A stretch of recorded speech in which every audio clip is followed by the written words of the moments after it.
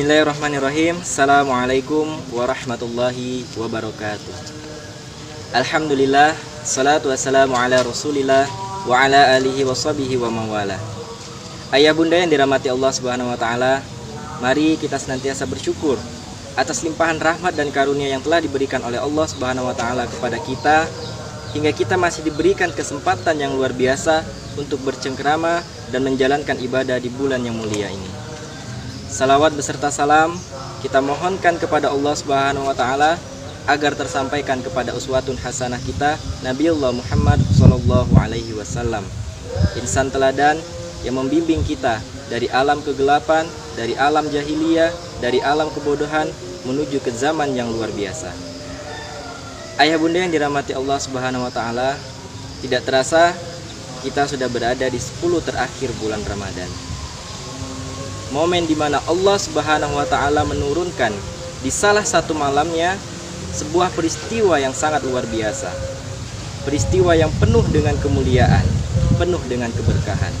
Peristiwa itu kita kenal dengan malam Lailatul Qadar.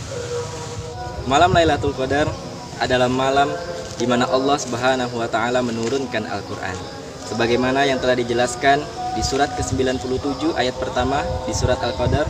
A'udzubillahi minasyaitonirrajim. Inna anzalnahu fi lailatul qadar.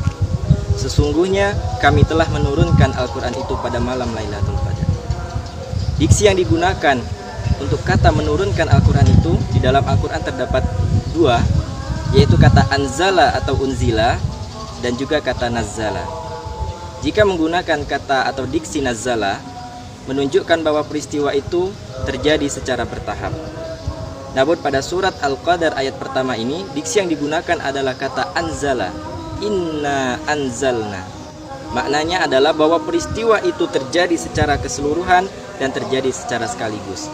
Allah menurunkan Al-Quran dari tempat tertinggi di Lauh Mahfuz ke Baitul Izzah di langit yang berbatasan dengan dunia. Sebuah isyarat dari Allah subhanahu wa ta'ala bahwa sebelum Al-Quran itu diturunkan secara bertahap melalui perantara malaikat Jibril kepada Rasulullah SAW, Allah ingin mengumumkan kepada penduduk langit tentang kemuliaan dari Al-Quran, sekaligus menunjukkan kuasa Allah, bahwa Allah maha mengetahui segala sesuatu bahkan yang belum terjadi. Ayah bunda yang dirahmati Allah subhanahu wa ta'ala, pada ayat kedua, wa ma adraka ma lailatul qadar. Sebenarnya apa malam Lailatul Qadar dan apa istimewanya untuk kita? Di ayat berikutnya, Lailatul Qadari khairum min alfi syahr. Malam Lailatul Qadar itu atau malam mulia itu lebih baik daripada 1000 bulan. Jika kita konversikan dengan hitungan kita, maka 1000 bulan itu kurang lebih sama dengan 83 tahun. Maknanya, jika kita beribadah pada malam yang bertepatan dengan malam Lailatul Qadar, maka sama nilainya dengan ibadah kita selama 83 tahun tanpa henti. Andai kata pada malam hari itu kita membaca satu huruf dari Al-Quran dan bertepatan dengan malam Lailatul Qadar, maka sama nilainya dengan kita membaca huruf itu selama 83 tahun tanpa henti.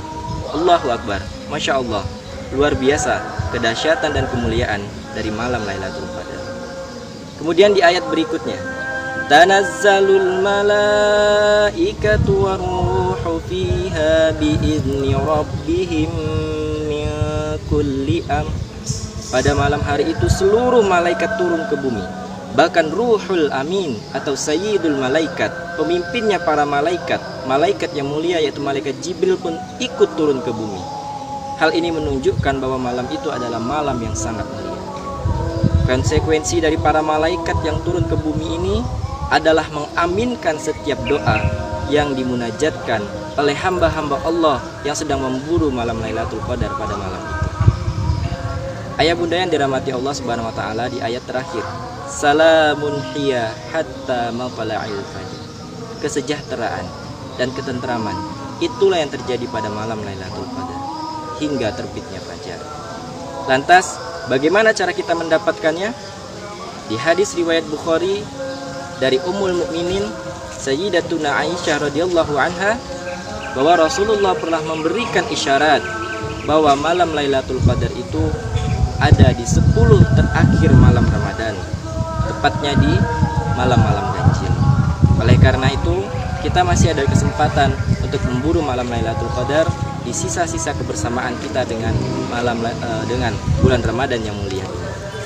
Ayah bunda yang dirahmati Allah Subhanahu wa taala, amalan apa yang bisa kita lakukan untuk mendapatkan kemuliaan dari Lailatul Qadar ini? Rasulullah Shallallahu alaihi wasallam telah mengajarkan banyak sekali amalan yang bisa kita lakukan untuk mendapatkan kemuliaan malam Lailatul Qadar. Di antaranya adalah dengan memperbanyak sholat malam kita, kemudian memperbanyak interaksi kita dengan Al-Quran, dengan bertilawah, tadabbur Al-Quran, tahfizul Quran dan lain sebagainya, karena malam itu adalah malam diturunkannya Al-Quran. Kemudian dengan memperbanyak istighfar, karena peluang diampunkannya dosa-dosa kita selama ini jika kita bertepatan dengan malam itu sangat besar sekali. Dan juga perbanyak doa-doa kita kepada Allah Subhanahu wa taala, karena peluang dikabulkannya doa pun sangat besar. Bahkan di antara doa-doa yang diajarkan oleh Rasulullah Shallallahu alaihi wasallam yaitu Allahumma innaka afuwun tuhibbul afwa fa'fu anni. Itu adalah doa yang diajarkan langsung oleh baginda kita yang mulia Rasulullah Shallallahu alaihi wasallam kepada Sayyidatuna Aisyah. Ayah bunda yang dirahmati Allah Subhanahu wa taala, mari kita hidupkan, kita semarakkan malam-malam terakhir kita dengan Ramadan ini, agar kita memperoleh kemuliaan malam Lailatul Qadar. Tentu dengan syarat dan ketentuan yang berlaku. Apa itu syaratnya? Imanan wahtisaban, dengan penuh keyakinan, dengan penuh kesungguhan, dan tentunya dengan ketulusan. Maka insya Allah jika kita lakukan itu dengan baik, mudah-mudahan Allah izinkan kita, Allah berkahi kita, Allah ridhoi kita untuk bertemu dengan malam yang mulia, malam Lailatul Qadar. Ayah bunda yang dirahmati Allah Subhanahu wa taala, terakhir yang ingin saya sampaikan adalah bahwa iktikaf itu tidak terikat oleh tempat.